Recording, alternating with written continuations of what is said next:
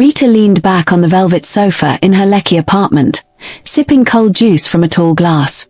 Her living room sparkled with taste, Italian furniture, polished marble tiles, and a large chandelier that Jeff imported from Spain. Outside the window, the sound of water from the garden fountain filled the air. She had come a long way from her days in a small one-room apartment in Soyulia. At just 31, Rita was living the life many Lagos women could only dream of. Her husband, Jeff, was a successful businessman in real estate. He adored her, lavished her, protected her. Their wedding had trended online for a full week, golden canopy, celebrity guests, even a live performance from a famous singer. Jeff gave her the world on a silver platter. He had offered to do more. "Rita," he said one morning as they sat on the balcony of their penthouse, watching the city skyline, "why don't you start that interior decor business you once talked about? Or maybe finish your degree. I can pay for anything you want." Rita laughed softly and leaned into him. "Baby, I don't need all that. You're doing more than enough. I just want to enjoy life. No stress, no books, no business headaches."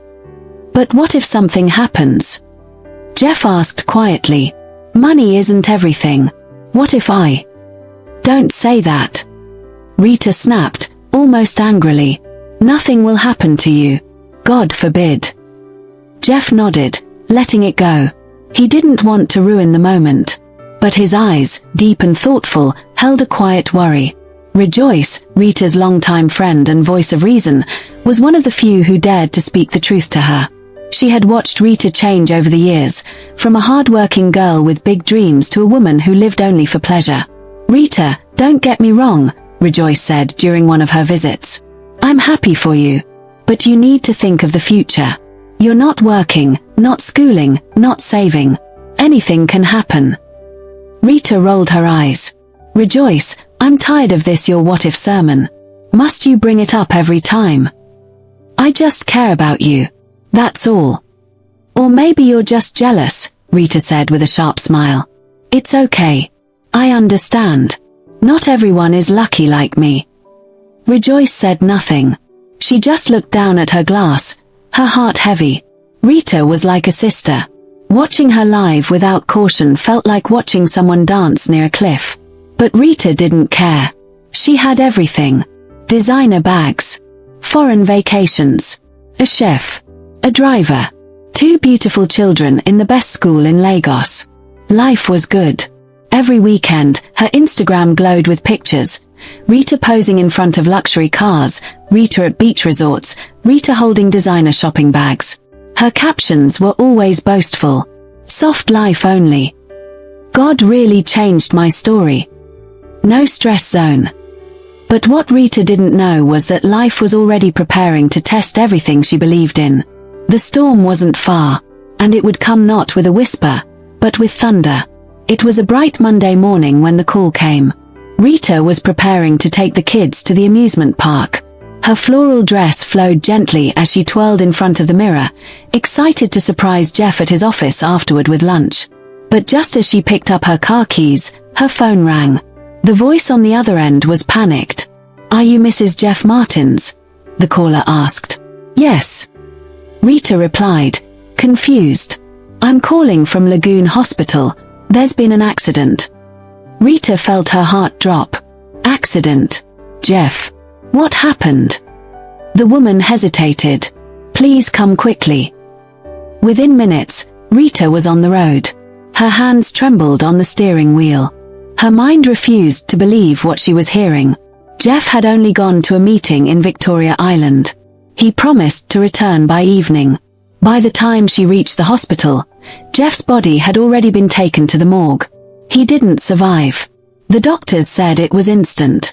A trailer had lost control on 3rd Mainland Bridge and collided with Jeff's car.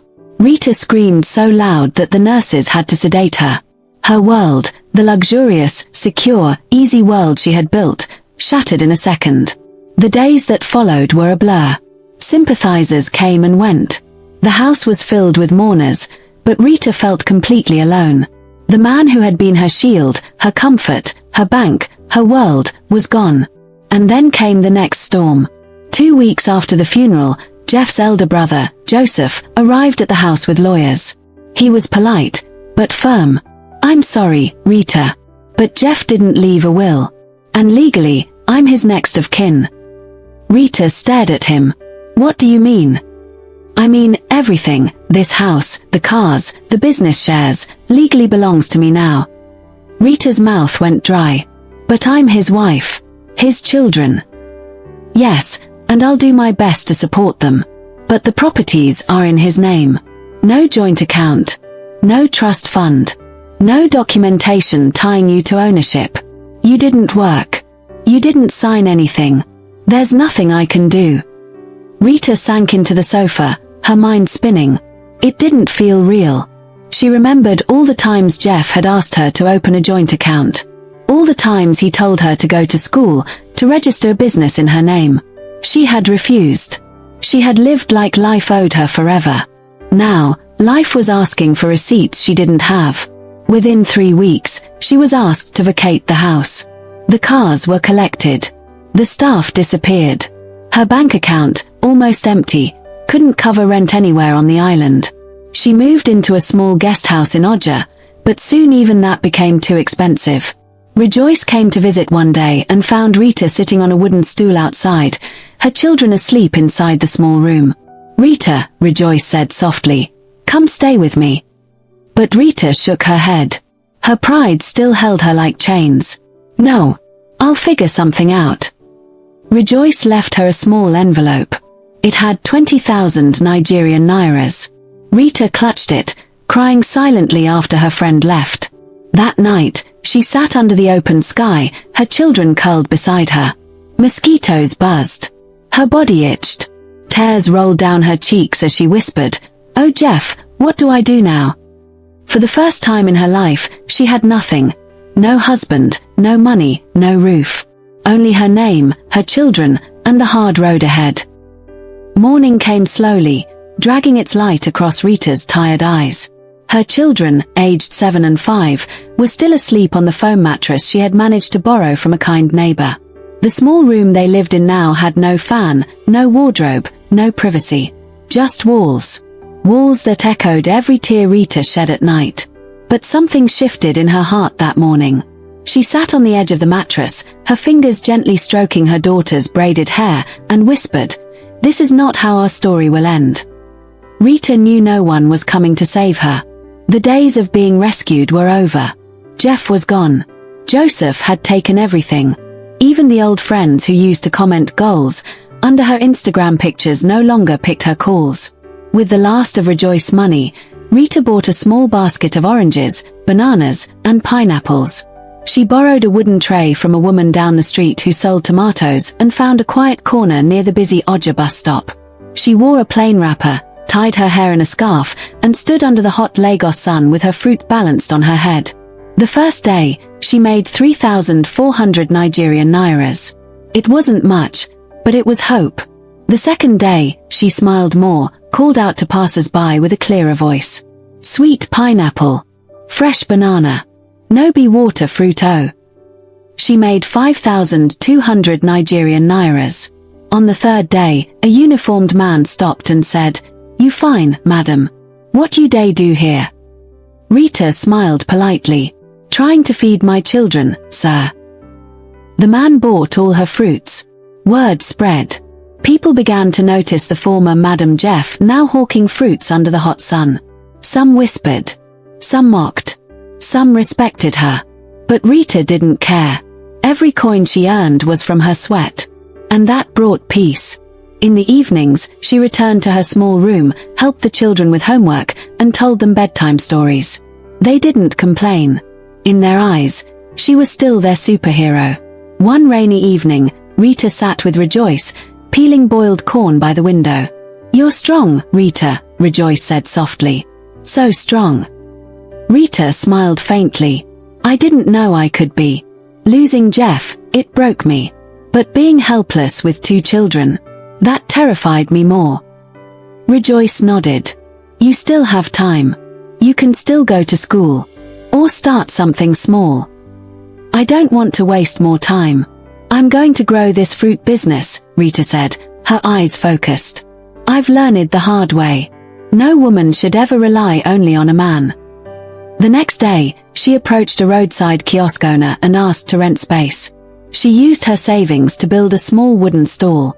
She began to buy fruits in bulk from Mile 12 Market. She studied prices. She negotiated. She woke up at 4 a.m. and returned home at dusk. Within 6 months, people started calling her Madam Fruit Queen. She wore her scarf with pride. Her hands were rough from work, but her spirit was rising. She had lost everything. But she was building something new, this time with her own hands. And she was just getting started. One bright morning, Rita unlocked her fruit stall and arranged the fresh pineapples, oranges, and bananas she had bought at dawn. Her children were now in a nearby public school, and every naira she earned was carefully saved. The stall was no longer just a survival space, it was becoming her pride. That day, as she dusted the shelves and greeted her early customers, a white SUV pulled up and parked nearby. Rita paid no attention at first. People often stopped for fruits. But this one was different. A man in a branded polo shirt stepped out and approached her with a friendly smile. "Good morning. Are you the owner here?"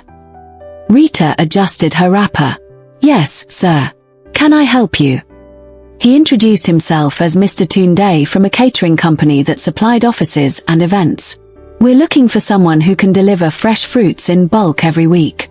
A friend bought from your stall last week and recommended you." Rita blinked in surprise. "You want to buy in bulk?" "Yes. We'll need pineapples, oranges, bananas, watermelon, and maybe some seasonal fruits. We handle offices across Lekki and Six." Her mouth hung open slightly. I can do it." That same week, Rita made her first delivery, cleaned, sorted, and packed in labeled baskets. She used a friend's keek to transport them. The money was more than anything she had made in a month. Her business exploded. Rita rented a small shop and expanded into fruit salads and packaged juices. She hired 2 young girls and trained them. She learned how to use Excel, track inventory, and negotiate better prices with wholesalers. Her face became familiar in the market. People began calling her Madam Fruits, and some even asked for advice. One afternoon, as she sat under her new shop's awning, she saw a familiar face walking toward her. Joseph, Jeff's brother. He looked older, thinner. A shadow of the proud man who had once thrown her out without blinking. "Rita," he said, standing quietly in front of her stall. Rita stood up slowly. Her body tensed, but her voice was calm. "Joseph." He looked away for a moment before speaking. I heard what you're doing. The fruit business. The children. I came to say I'm sorry." Rita studied his face. There were no lawyers with him this time. No arrogance. "I was greedy," he said. "And foolish. I thought I was securing Jeff's legacy, but I destroyed it instead. I lost the properties to debt. Everything's gone." Rita took a deep breath. The pain he caused her was real. But so was the strength she had found since then. "I forgave you a long time ago, Joseph," she said quietly. "Not for you, but for me. I had to move forward." Joseph nodded. "If you'll let me, I'd like to help. I know someone who can connect you with supermarkets across Lagos. Your fruits are the best I've tasted." She paused. Then she smiled gently. "Okay." And just like that, the same man who once left her with nothing became the one to open the next door. Life was strange. But so was grace. 2 years had passed. From the dusty roadside stall to a registered fruit supply company with a delivery van, Rita's journey had become a symbol of resilience across Lagos. She now ran Rita's Fresh Baskets, a growing brand that delivered fruit boxes to homes, schools, and corporate offices in Ikoyi, Six, and Oja. Her life had transformed, but not because someone saved her. She saved herself. One Saturday morning, she stood in front of a group of 20 women in a church hall in Soyulia. Many were single mothers. Some were widows. All were searching for answers. Rita held the microphone firmly. She wore a simple white blouse, blue jeans, and flat shoes. No makeup, just her natural beauty and strength. "My name is Rita Martins," she began. I once lived in Lekki, in a mansion with cars and staff. I had everything. But I didn't build anything for myself. I didn't save. I didn't learn. I depended on one person for everything. She paused. The room was silent. Then, one day, it all disappeared. My husband died. I was thrown out. I became homeless with 2 children. Gasps filled the room. But I started again. With nothing but a wooden tray and a few fruits. And now, I feed my family, employ others, and teach women like you how to stand on your feet. Tears rolled down the cheeks of many women. I'm not telling you this to scare you, Rita said. I'm telling you so you can learn from my mistakes. You don't need to wait for tragedy. Start now. Save something. Learn something. Be someone your children can look up to, whether or not there's a man beside you. Applause filled the room. Rita smiled. After the seminar, Rejoice walked up and hugged her tightly. I'm so proud of you, she whispered. Rita nodded. I wish Jeff could see me now. He would be proud too. Rita's children ran in with their school books. They had grown taller, stronger, happier. Her daughter looked up at her. Mummy, my teacher said you're famous. Rita laughed. I'm not famous, my love. I'm just grateful. Later that evening, as the sun set behind the Lagos skyline, Rita stood on the balcony of her small duplex, a place she now owned. Her fruit shop was downstairs. Her kids played in the backyard. The breeze touched her skin, and she closed her eyes, remembering everything. The fall. The pain. The betrayal.